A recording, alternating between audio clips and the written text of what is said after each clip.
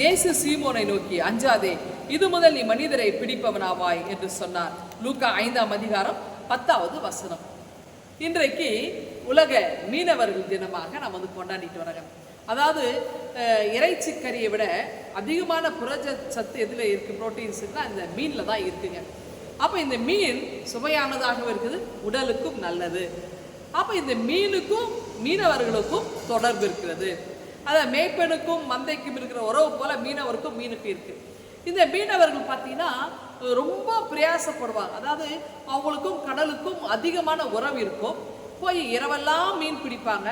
பொழுது வெடியும் போது அவங்க கடற்கரையில் அவங்க மனைவி பிள்ளைகள் காத்திருப்பாங்க. போனவங்க பத்திரமா வரணும், உயிரோடு வருவாங்களா, அல்லது பக்கத்தில் இருக்கிற நாடுகளில் அவங்க சிக்கிட்டாங்களா, சிறைக்கு கொண்டு போயிட்டாங்களா, இதெல்லாம் அவங்களுக்கு கவலை இருக்கும்.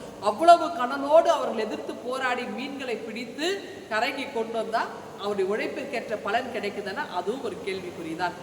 அப்போ இந்த மாதிரி ஒரு சூழல் இருக்கும்போது தான் இந்த மீனவர்களை யாருமே சில நேரங்களில் கண்டுக்கிட மாட்டாங்க. ஏன்னா அவங்க வந்து கல்வி அறிவற்றவங்க, அவங்களுக்கு வந்து நாகரிகம் தெரியாது, அவங்க வந்து ஏழைங்க அப்படின்னு சொல்லி சமூகம் அவங்கள ஒதுக்கி வச்சிருந்த காலம்.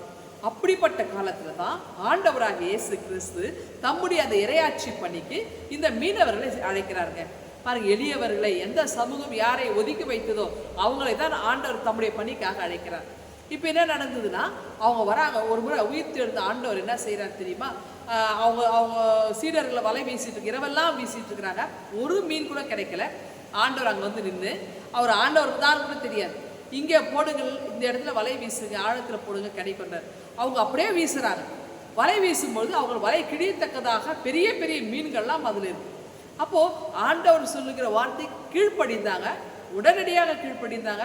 அவங்களுக்கு குறுக்க எதுவும் பேசவில்லை. ஆனால் அற்புதம் நிகழ்ந்தது. பின்னால் என்ன தெரியுமாச்சு?